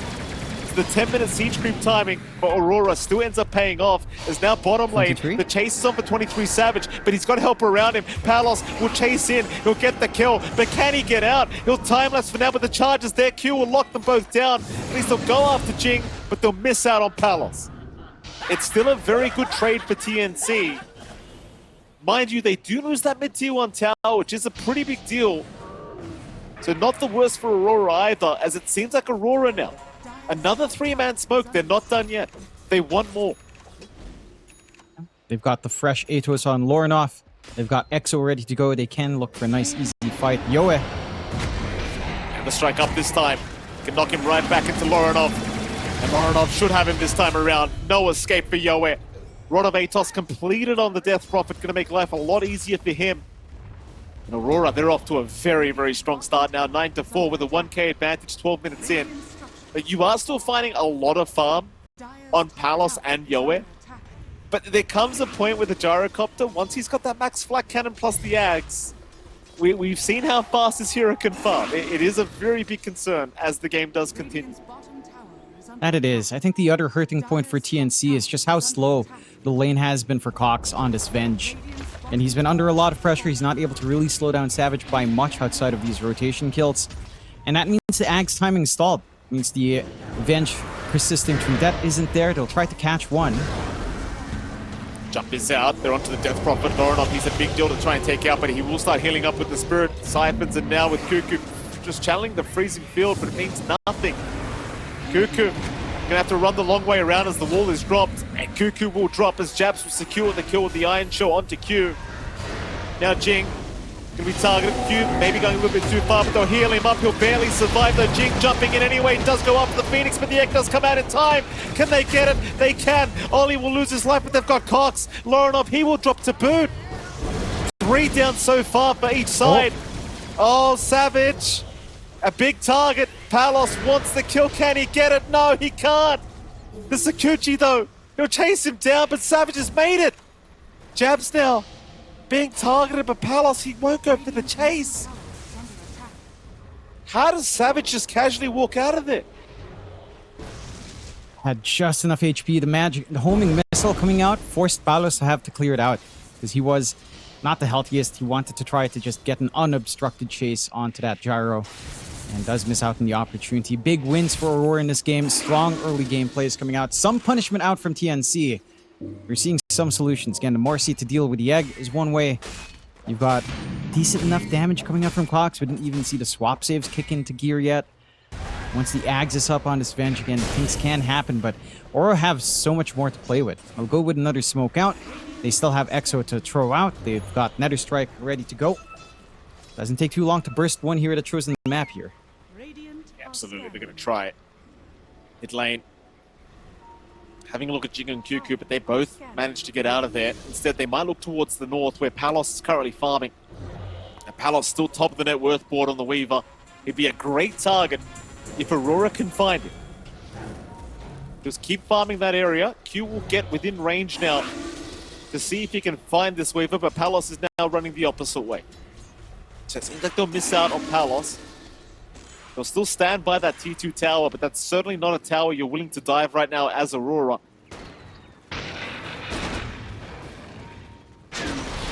Palos will show himself again by that T2. And again, I highly doubt you dive as Aurora. You are playing it a bit safer. As long as 23 Savage is hitting creeps, I think you're more than happy as well. Like, he's second in net worth now, but farming this Ancient stack, he will be at the top. And at this stage, he will overtake the Weaver quite easily. Yeah. Itemization's lining up well. Crystallis into the Ags, into a BKB Butterfly, forcing out some Evasion Pierce from the side of TNC, which they don't handily have. You could try for maybe a Bloodtorn on Yoe, but again, he doesn't commit for the Orchid. He's going for the BKB after this Blink, just to initiate for his team smoothly. For TNC, you are waiting for some of these BKB timings to start to line up. The double BKB for Jing, and for Yoe is what you're probably going to be looking for here, along with the Ags on Cox to be more willing to swap and die. Just have presence after the fact. The farm game still favors Aurora heavily. They're working the map better. Farming pace for Venge is ultra slow. You've got good farm spread as well on Q and Ollie. Again, you don't have too much to worry about. You have scaling on hand for Aurora. For the side of TNC, they're the ones under a little bit more pressure to play under tempo. Right? You want to hit these early spikes with your Weaver. You want to be able to try to isolate heroes with the DK. They've only managed to find one tier 1 down bot. Haven't made too much progress on the mid. And that mid is holding the triangle securely for Savage to keep farming up there as well, although Yoe is on the hunt. He's going to find Q. Q will get the bulldoze off in time, though. So Yoe not even bothering to throw the stun out. Very, very hard to catch the Spirit Breaker as long as he has bulldoze available to go whenever. Of course, working on towards the Shadow Blade, which is very standard for a position for Spirit Breaker now. With the Bull Rush, it's practically impossible to catch him once he charges. They'll group up Aurora, they'll go towards 23 Savage, but TNC Predator, they've smoked up. As 4 heroes, they'll run towards the top of the map. The only person missing right now is their Vengeful Spirit. Cox is still on the bottom side of the map. Aurora, they're looking towards the Roshan pit now. They've got the level 2 Exorcism on Lorinov to try and use. TNC, they're running right towards them. They're still lacking their bench, but the TP is incoming from Cox. Now Yowie will scout out. The Gleipnir locks a couple down. The Vac wall, though, they've already got Yowie on the Dragon Knight. Yowie is down. Not the start you wanted as TNC, as now they're onto Cuckoo, but Q's waving him goodbye. Mid-freezing field, see you later. And Aurora, they'll have first dibs on Roshan. TNC would not be able to counter this one out. Now it's just so simple for Aurora. And they've got the back wall, managed to isolate those two cores running forward. Full Ags flying in for 23 now as well, as they take the Aegis. Secondary life on hand for the Gyro, into the Butterfly, into, I'm assuming, the Daedalus and Satanic here for 23, although maybe disassembly play down the line just to have some efficiency here on our Gyro. TNC, they need this at least one BKB up before they can commit. It's just not safe for Yoa to initiate like this. Jing is a long ways off from his as a support Marcy this game. A very slow game for this Marcy to really start to pop off. It's more waiting time. Again, that's waiting time that Aurora is heavily enjoying in this game. Lots of comfort to just scale up here. I'm not even sure if the BKB is fully enough for Yoa. Again, it doesn't feel like the follow-through is really there. The output of Palace isn't at critical mass just yet. We need something, that's for sure, right now. I think the BKB's still going to be very, very important. Just to be able to survive the initial initiations from Aurora, which have been very, very strong. Props to Jabs as well. Jabs has been very good at landing some very nice walls. Always catching Yoa with the walls, and I think that's very important, right? Like, if you get that Dragon Knight illusion, it does just deal so much damage over time. Jabs always ensuring that wall does land at the right moment, and has been making a big difference in these fights. Speaking of BKBs, of course, now you've got Lorinov with his own BKB up on the DP. You're about 250 gold away as well for Q to have the Shadow Blade, so he's going to start making it pretty impossible for the waves to push out himself. So that is Spirit Breaker at the moment. You just charge waves with Shadow Blade and, you know, just wipe out a wave over and over again. And of course, with the Bull Rush facet, they can't actually catch you. It's great. I love it. Yeah. It's easy lane control for Q, easy scaling to find. You have the Ags up on Cox, but again, the Venge doesn't feel crazy with that just yet. It does feel like you want at least level 2 swap for the range. You want some more items up for presence. He's going for Shard Dragonlance. Bottom? Oh, bottom? That is down bottom. Palos? Palos! Palos caught out. Palos is down. Jabs will take the kill. That's your saving grace. I mean, TNC, they can't afford to lose their Weaver like that. He's second in their worth now to 23 Savage, and Aurora, like, if they get a couple more kills on Palos, 23 Savage, he'll well and truly take over the game. Boy, oh boy, I mean, there's a lot of pressure on Palos this game too to make sure his carry really pays off, but I mean, for now, dying like that's not going to feel too good. Certainly not. Do finally hit that BKB time for Yoa. They're going to need Palos for the damage. It's going to be hard to try to dig through 23 and all that he has right now. BKB only one part away. Can use this opening for themselves. Are hanging further behind Tier 1. As Aurora might be able to bait in with her own smoke here. See how far TNC will push with this one. If you start to give more mistakes out, it does feel scary. They'll go for the Tormentor instead on TNC's part, so not going to take that risk. Just get themselves a nice free shard on Jing, a little bit more utility with that rebound.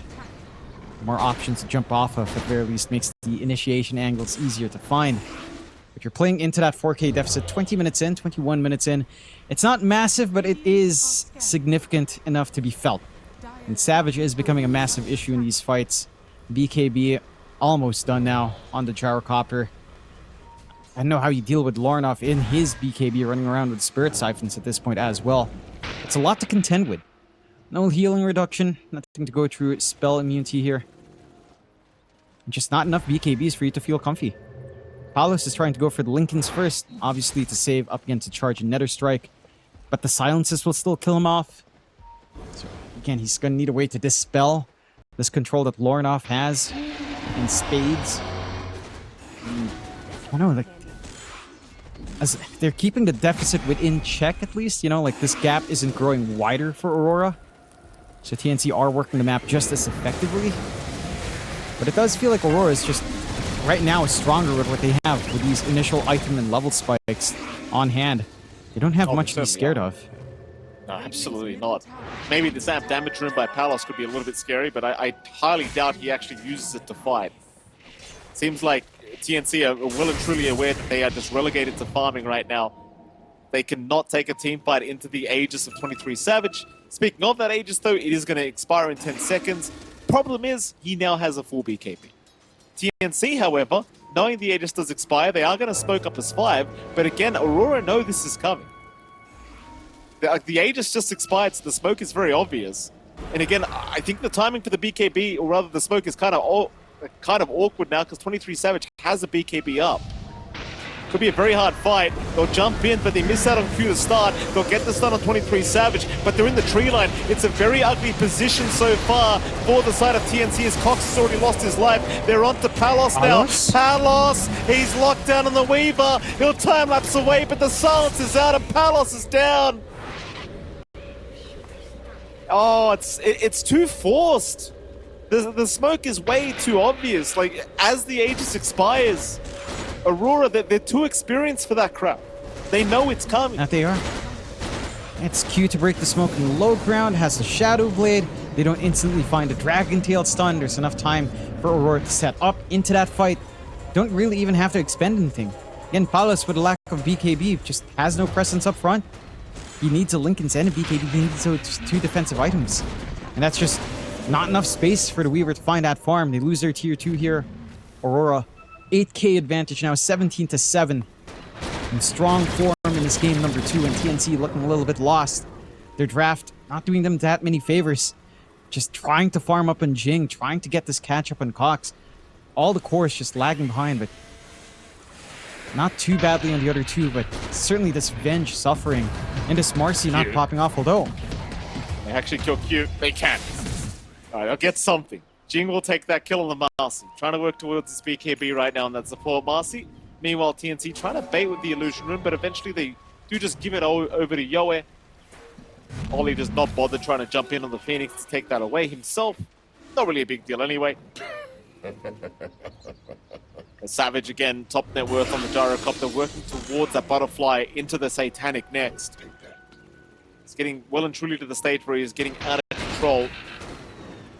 It's not like you're going to have an MKB on Palos anytime soon either. Like, he's going for a Lincoln Sphere now on the Weaver, but that Butterfly is going to cause them a hell of a lot of problems in terms of how you actually burst the Gyrocopter down. We'll see what the answer's going to be, but it does feel like you're going to have to start really just ignoring 23 Savage in the fights and trying to go after everyone else first. But that is much easier said than done. And there's, considering again the build-up here on jabs, Guardian Greaves and Crimson Guard, lots of physical protection here for the side of Aurora. You don't have the greatest HP on jabs to really maximize the Crimson, but it's more than enough, even with just the base reduction of 70. That's going to be quite a fair bit of damage coming here from TNC, just cut off whenever that's active from jabs. Makes it hard to, again, see an angle in for TNC at the moment. And the lead, again, not widening for Aurora during this farm time. Q trying to go for a deep chase, but does just go to check for the bounty and does back off. Very speedy in that Spirit Breaker at this point. Aurora, I mean, once they hit this critical mass, the answers for TNC are very hard to find. Like, Roshan is back up. This is going to be the focus point for Aurora next. TNC just going to gate across. Looks like they're not even going to contest this, which is fair. Again, TNC could probably make some pickoffs, but a wider fight just doesn't seem feasible at all. They spot out that Roche. They just need 23 to join in. We've got Lornoff coming up. We'll just finish up this full Butterfly first. And Roche is not going to be too long whatsoever. I don't know, this farming game for TNC just feels awful. Like, you've got a Venge Core playing from behind. It's not amazing. You've got your DK forced to go S and Y just to stand forward. So his damage output isn't best. He is fairly tanky, but it doesn't feel like the follow-through is there. Like, your Weaver is doing nothing at this point from Palos. Just seeing so much defensive, and here goes the Roche. Here we go. Roshan. Start by Aurora, and it is not going to take too long for them to finish this one off. Full butterfly completed now on 23 Savage. We have the Chrysalis in just a moment on top. The Savage will get away with this no problem.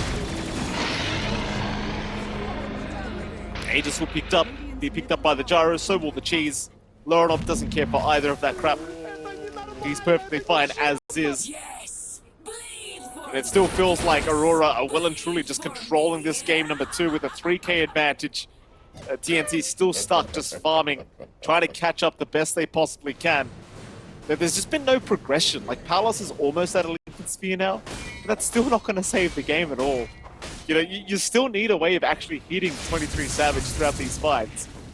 And the fight is going to be coming within the next 4.5 minutes. I mean, he's got plenty of time in the Aegis to decide when he wants to go for the big smoke up. So I imagine that timing will be rather soon. And it should be.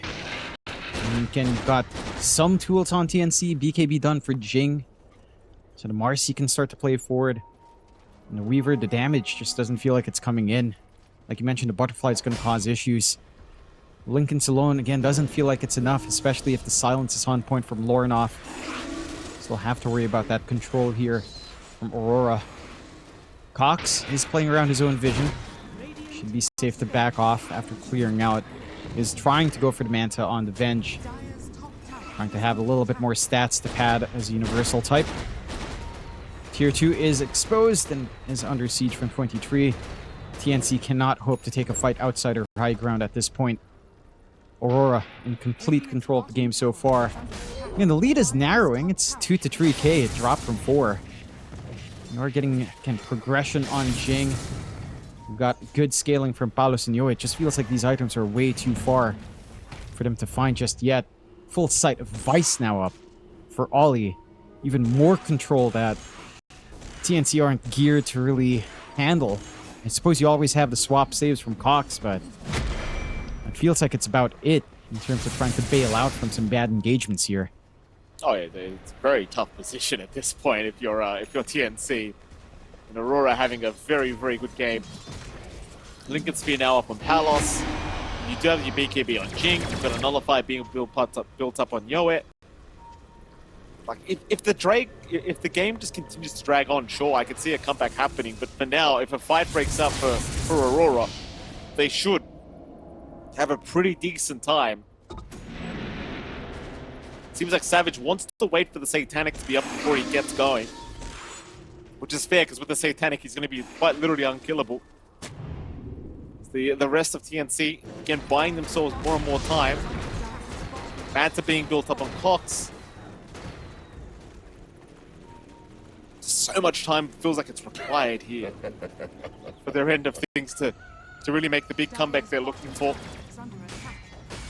Radiant's top tower is under attack. This Nullifier pickup for Yoa.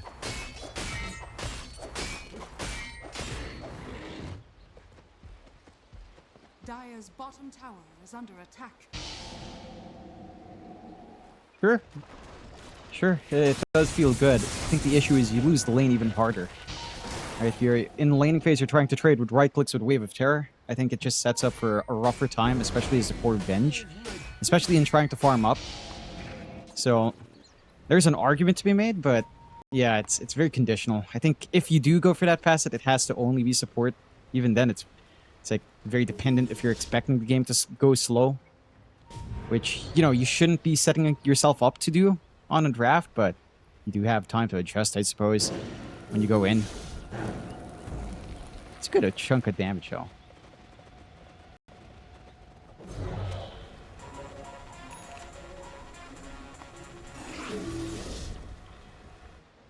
I was gonna say, this Nullifier for Yoa is a good solution to some of the blocks coming in, especially the Crimson Guards, which should allow them to focus in on the target without worrying about the damage block coming in from jabs and his auras. And you have so many big issues to worry about. The BKB done out for Q, his charges are free. High ground already beginning, although Savage. the swap Savage, he's underneath tier 4 towers. He does have the Aegis up there on a big Oh. back wall. Oh, jabs! Jing and Betty Cooper, they're both down. Yoe's got to get the hell out. Oh boy, Savage, no wonder he was just standing there taking it. He was waiting for Japs to come in and teach him a lesson on TNC. There goes your tier 3 mid tower. There goes your racks. And maybe, there goes TI13 for TNC. Aurora, they're looking to put a close on this game too and secure their spot. They're on to the secondary lane of barracks, tier 3 tower under siege. Savage is absolutely massive. Jing, he's going to try and jump in, but he can't kill off Q. Savage, he'll just spell the frostbite. It seems like Jing will die. No buyback. 3 versus 5 here for Aurora. Q will reset on the fountain. He can charge back at any time. Cheese is still up on Savage, don't forget, so he's got his own reset to come. As Palos will start, but look at the damage. Or lack thereof, rather. Just no damage from this Weaver. Making mistakes is the past. Savage will eat the cheese. It's just not there. They need good isolation with a swap from Cox, but it doesn't feel like Swap out Savage again. They'll try another time. They'll try to do it the secondary life. The back is out again. Call down is committed. Savage, they found Yoe. The Dragon Knight down. Cuckoo in trouble. He'll survive thanks to the Glimmer Cape, but for how long? He'll make it out, but there's 2 Raxes down now. There still is an outer tier 2 tower, but Aurora now 1 lane of barracks away from securing their own spot at TI13. Palos? Palos, they're moving in. Cox, he wants to try and get the fight started early, but the Hex is out from Ollie. It'll lock him down. The Phoenix alive with the vacuum again from Jabs into the 3-man silence. Cuckoo is gone. Cox is gone. Palos is down. There's no buybacks left. That's got to be it, John. Without the Weaver, how do you defend? You can't. You can't unless maybe Savage runs up close to the fountain and gets swapped in. That's the only play I see left for TNC. Aurora playing clean, playing confidently here in game 2. No shenanigans out from TNC, no stall outs. Oh, there's no way. And this is the Aurora we were looking for in these kinds of games. Oh, they're just huge now. Savage giving no chances out as they take down Cox another time. They want the remnant. He'll swap Jing in, but Q will say thank you very much. And GG has called. Aurora have done it. They secure their spot at TI13. It'll be Talon and Aurora as the congratulations do come out. TNC with the good sportsmanship.